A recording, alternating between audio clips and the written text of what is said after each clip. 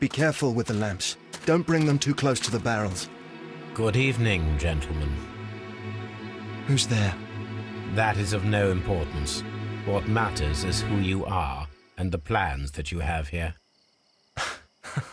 So you can stop us from carrying them out? Eventually, yes. Hey, careful. You'll blow us all up. I'm listening. We are a group known as the Merry Men. But I suppose you knew that already. We are the men who've already lost everything of value in their lives. We are ruined shopkeepers. We are workers who were fired from their jobs, honest people who were robbed. We were forced out from our homes and thrown onto the street, and all of this in the name of the so-called law. The laws that were set out by our government. The laws that make the commoners only more vulnerable and the wealthy more protected. We are not only from the British Empire. Some of us are from the New Lands, America, Australia, and we are many. But men we are still, and we are merry for that we stopped being afraid. For those powers that be had done their best to plant the fear inside our souls, and we accepted it so easily. The fear advised us to keep our heads bowed. It prevented us from fighting. Bankers and politicians, they own our lives, our work, our bread, and they push us to compete between each other, just to see who may serve them better. But in the end, they are the few, so they are weak. They are nothing without their titles. We should not fear them. Our so-called masters should fear us instead. The time has come for our group to stand tall. Our great and many merry men. We are going to blow up the London Stock Exchange. No life shall be lost. But ownerships, debts, and property titles? They shall all be destroyed. They're only papers, after all. So many people will be freed over this night.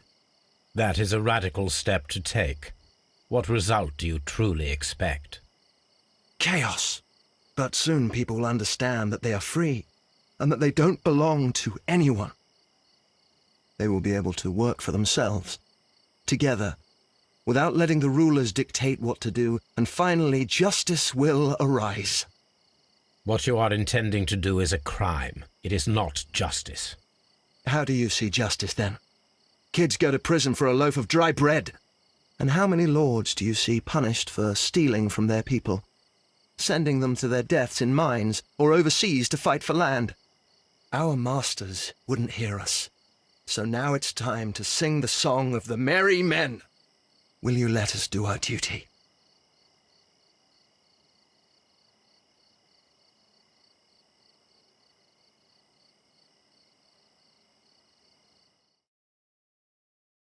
When people fight the order, they are too blind to see the consequences that throw society into chaos. I shall stop your actions, but not you. Run. Now!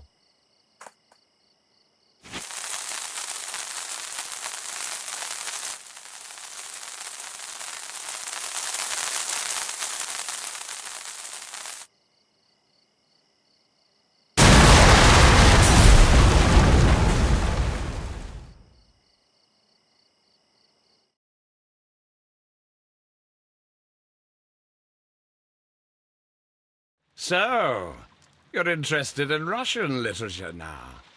Quite lately. It is an interesting book. I remember a few lines. Really? I tried reading it myself, but I had a hard time understanding it. Yes, Doctor. It's about intelligence. Sherlock, I vaguely recall one of the lines. Sometimes it takes something more than intelligence to act intelligently.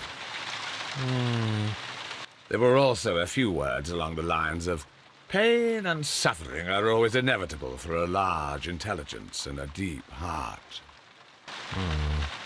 Tell me, Doctor, does my brother show any signs of pain or suffering? Not that I know of.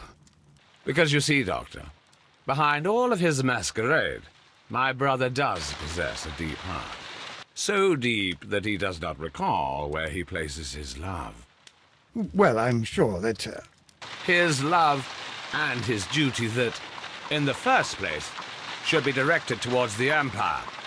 For without it, we would be nothing. A country filled with uncivilized men. And the Empire needs order and discipline. It has no room for chaos. People who commit crimes, or at the very least intend them, deserve punishment, Sherlock. Without justice, there can be no civilization. But we serve the truth, not justice. Your truth, Doctor, that may prove immoral.